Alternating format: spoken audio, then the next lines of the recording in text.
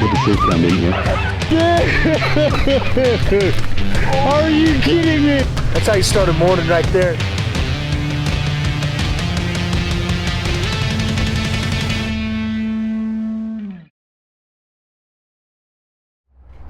All right, guys, we are getting ready to head out again. Some more still. Hoping to break the 100 on this little tour with the man, the myth, the legend, Jeff Baird, also known as Baird's Beard Oil, Strip Taxidermy. Got any other aliases? Nope. Nope, that's it. All right. And why are we going where we're going? Because we can. Well, I heard a story. What happened last year? There's a lot of dogs left behind there.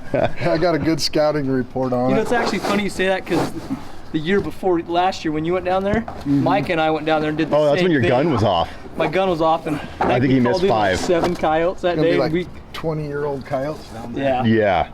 Yeah. Nice. I don't know if you guys have ever seen so many canvas cutters crammed on a chopped bed 4.5, well actually 4 foot 3 inch Toyota Tacoma, but there's 3 of them in there. So we're set, ready to go. Hopefully, like I said, we need 8 to hit our 100. Hopefully we can do that. So we'll see you guys sometime in the morning.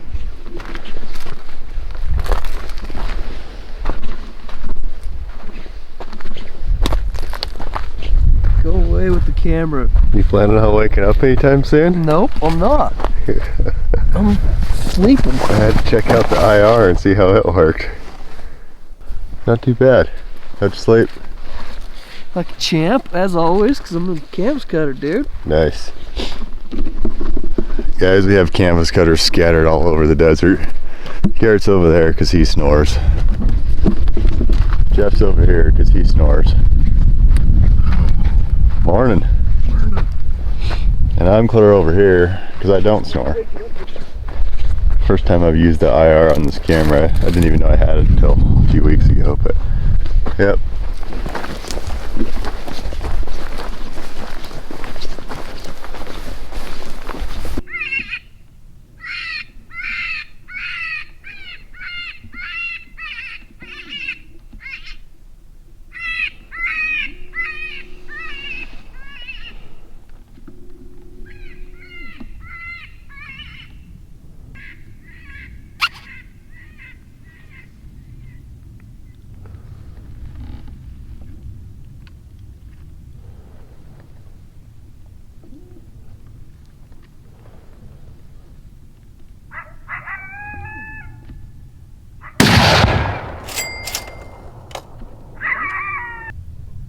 He was trying to get wind, wasn't he? Yeah, he was.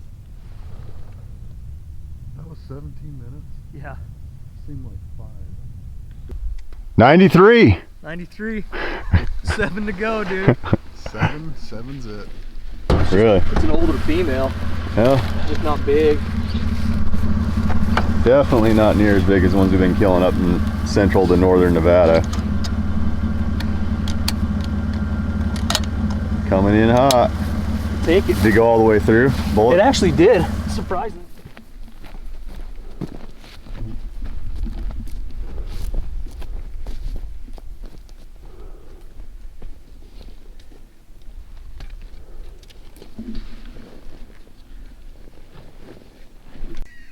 So we were like 16 minutes in on this one, guys, and I thought there's no way we don't call in a coyote here.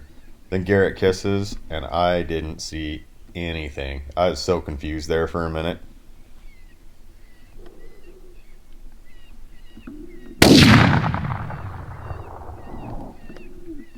Bobcat. I didn't even see it. It was right in the wash bottom. Nice. Well, I guess we'll see what a 108 grain bullet does to a bobcat at 70 yards. Shit, that's more like 60. I figured we'd probably get at least one cat today. You know, it's funny. I actually put the decoy on this stand for that reason.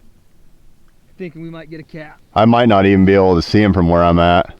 He's right, he's literally in the wash. In the road? Brown bushes right here. Yeah. He's right next to those in the wash. Oh yeah, I can't even see him. Nice. Ugh. Ain't a bad sized cat. It's actually a pretty good sized cat.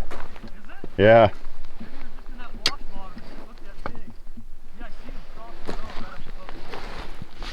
Man, these things are such cool animals. Blow him up? Yeah, we'll find out. Doesn't look too bad though.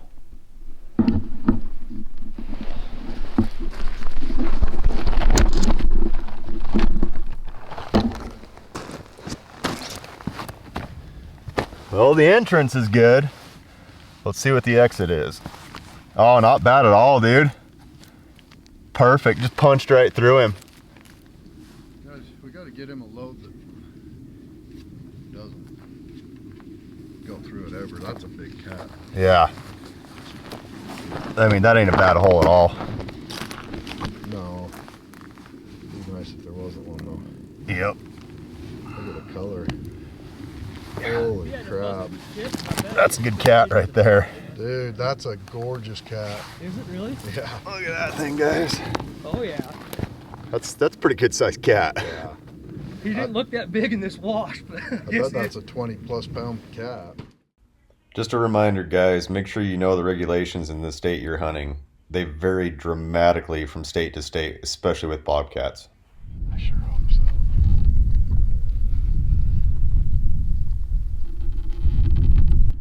Well, there's a little bit of miscommunication on this stand, guys. Right before this, we were talking about how sometimes the crows follow the coyotes in. Well, right after the first sequence, I see a crow coming over the ridge. Sure shooting, there's a coyote right underneath of it. So I kiss. Those guys think I'm kissing because of the crow and are wondering what I'm talking about. Needless to say, it was a cluster, but we ended up making it work.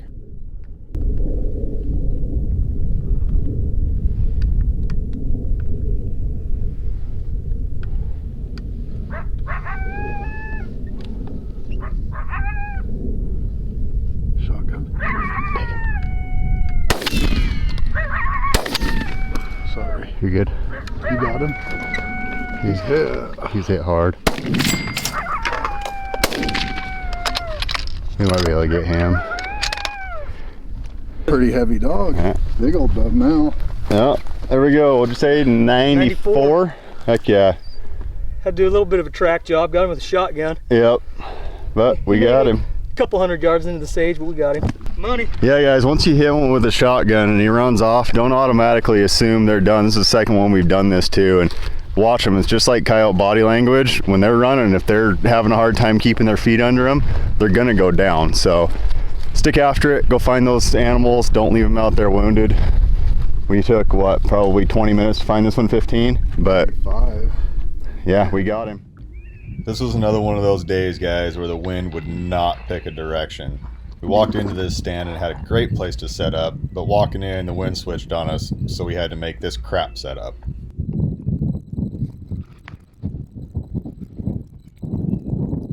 Woo! Woo!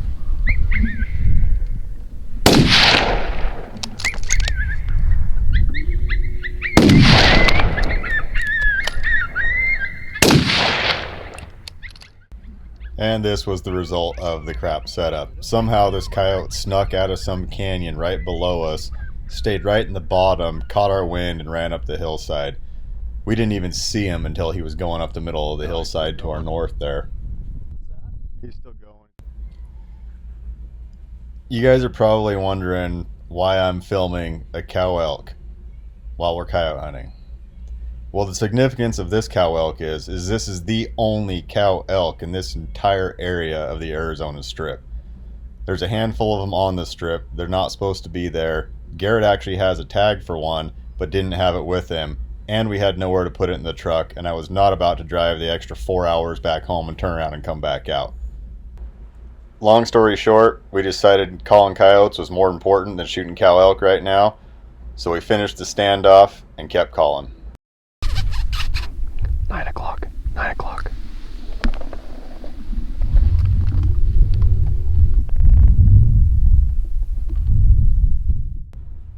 I probably should have went over with Jeff what our signals are of where the coyotes are.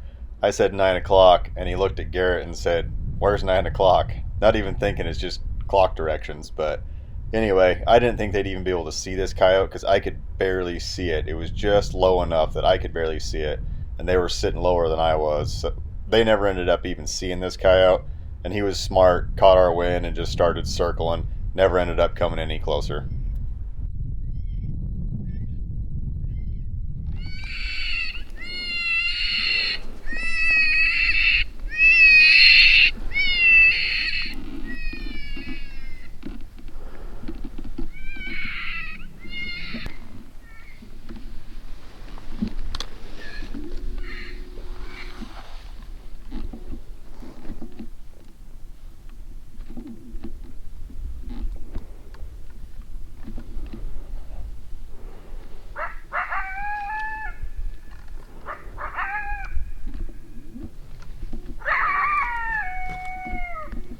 When this coyote disappeared behind the little ridge there, we thought for sure he was going to circle off to our right downwind.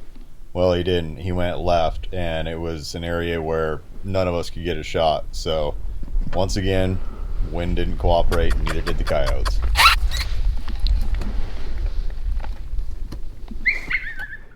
Well, we ended up making a couple more stands with no luck. We were going to go do some night calling, but by the time we got up to our camping spot, we decided we were way too tired and we'd be better off to just get up in the morning and hit it hard again.